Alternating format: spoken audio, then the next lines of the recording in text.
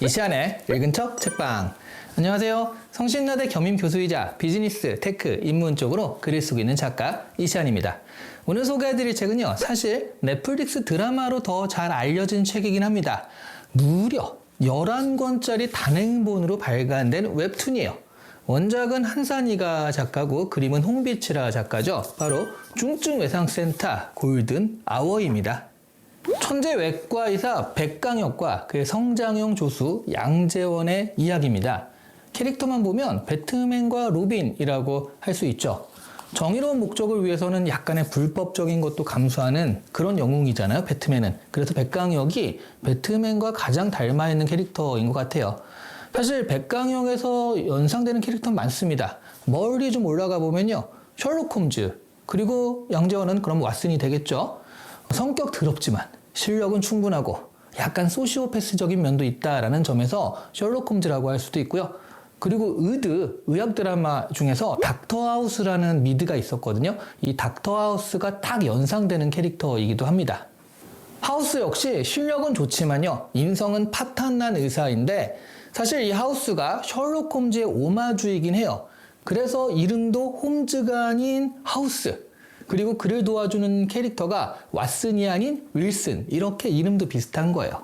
웹툰의 주인공인 백강혁은요, 이런 캐릭터들이 참고가 돼서 만들어진 캐릭터라고 할 수 있습니다. 그러니만큼 실력은 확실한 대신 성격은 별로죠. 그래도 뭐니 해도 독자들에게 사랑받긴 합니다. 사이다 같은 실력으로 인해서 말이죠. 백강혁이 한국대학교 병원에 부임해 오면서 웹툰은 시작이 되는데요. 그가 오기 전까지 한국의 응급의학 시스템은 체계도 없었고 인력도 없던 불모지였습니다. 그런데 백강혁이 오면서 바로 그런 시스템을 정상화하는 겁니다. 그러기 위해서는 기존의 것들을 파괴해야 하잖아요. 그래서 처음에는 아나무인 같은 느낌이 좀 있어요. 하지만 슈퍼히어로인 백강혁과 아까 제가 말씀드린 미드, 그 하우스 있죠. 그 하우스는 병원한 히어로거든요. 이 하우스의 차이가 바로 여기에 있는데요. 하우스는 사회성이 거의 제로여서 그냥 병만 잘 고치는 반면에 백강혁은 병도 잘 고치지만 사실은 정치력도 있고 언론 연출도 잘하는 편입니다. 자의와 타의가 적절히 섞여진 극적인 연출로 어느새 전 국민의 지지를 획득하게 되죠. 이 웹툰은요, 사실 스토리 위주가 아니라 캐릭터 위주예요. 스토리는 오히려 헐거운 편이라고 할 수 있습니다. 왜냐하면 백강혁이 손을 대면 위기감 없이 모든 게 싹 해결되어 버리니까 에피소드 안에서 위기감이 많지 않아요. 이 웹툰에서 재미있는 것은 캐릭터들이거든요. 그런 면에서 백강혁 캐릭터는 누가 봐도 슈퍼맨 완성형 주인공인데요. 흥미로운 캐릭터는 양재원이라고 저는 생각합니다. 백강혁이 키우는 펠로우로 처음에는 학문외과에서도 수술을 잘하는 편도 아닌 그런 의사였습니다. 응급실 당직으로 근무하던 날 백강혁을 만나서 인생이 바뀌게 되죠. 백강혁을 보조하면서 어느새 실력이 일취월장하고요. 나중에는 응급외상센터의 센터장을 뒤잇게 되는 그런 캐릭터입니다.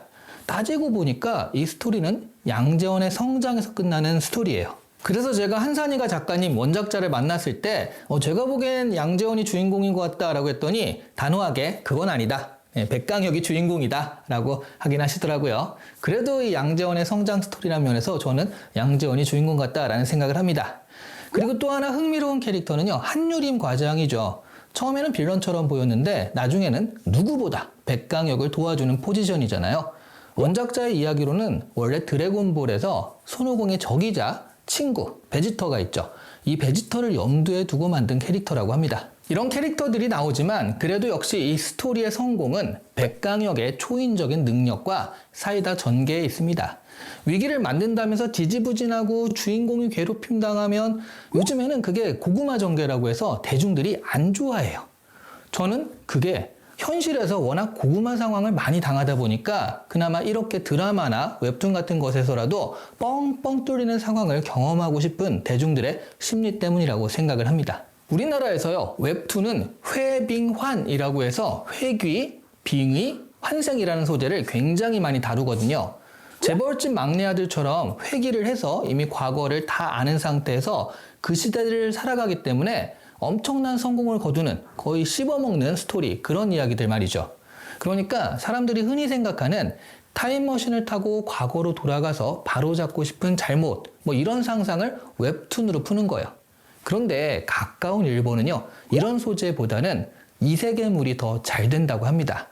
다른 나라, 이 세계 완전히 다른 세계로 가는 거예요. 교통사고나 과로사로 죽은 주인공이 다른 세계로 가서 마법이나 검술에 먼치킨 능력, 완전 뭐 씹어먹는 능력이죠. 이런 걸 가지고 그 세계를 휩쓰는 그런 이야기거든요. 이렇게 두 나라가 차이 나는 이유가요. 일본은 잃어버린 30년이라고 하잖아요. 그래서 20년 전으로 돌아가더라도 별다른 기회를 얻지 못해서라고 해요. 그러니까 아예 다른 세계로 가지 않으면 기회가 없다는 거예요. 그러니까 이런 대중적인 유행에도 사실은 사회적, 경제적 환경의 변화가 반영이 되는데요. 중증외상센터가 웹소설, 웹툰, 넷플릭스 드라마로 차례대로 히트하는 것은요. 그야말로 이런 판타지가 지금 우리 사회에 절실하기 때문입니다. 다시 말하면 지금 우리 사회는 서민들이요. 어디 하나 마음 둘 데 없을 정도로 힘들고 그러다 보니까 미움이나 차별, 폄훼 같은 미움의 병들이 우리 사회 여기저기에서 드러나고 있습니다. 결코 건전한 사회는 아닌 거죠. 이런 시대에 중증외상센터에서 제시하는 백강혁 같은 인물은요. 대중들의 답답한 마음을 해소해주는 사이다 같은 사람이 아닐까 합니다. 그게 중증외상센터가 인기를 끈 그런 이유겠죠. 하지만 이런 인물을 판타지에서 찾는 지금의 환경이 결코 바람직한 것만은 아니니까요. 현실에서도 우리 사회에 어렵고 아픈 부분을 풀어주는 사이다 같은 인물들이 많이 나오기를 기대해 봅니다. 오늘 이 시간에 읽은 척 책방은 한산이가 원작 그리고 홍비치라 작가 그림의 바로 이 중증외상센터였습니다. 11권인데 너무 무거워요.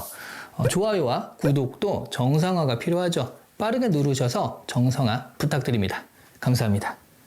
좋은 기회에 중증외상센터 이 원작자이신 한산이가 작가님, 이 본명은 이낙준 작가님인데 이분과 같이 콘텐츠를 만드는 기회가 돼가지고 만남을 가졌거든요. 굉장히 좋으신 분이고 깜짝 놀란 게 진짜 의사 출신의 의사죠. 계속 의사고요. 그리고 잘 나가는 웹소설 작가, 그리고 130만 유튜버, 최근에는 또 어디에 교수까지 해가지고 정말 다양한 일들을 이렇게 열정적으로 하고 계시더라고요. 또 이걸 보고 정말 자극을 받은 그런 하루였습니다. 저도 열심히 하겠습니다. 화이팅!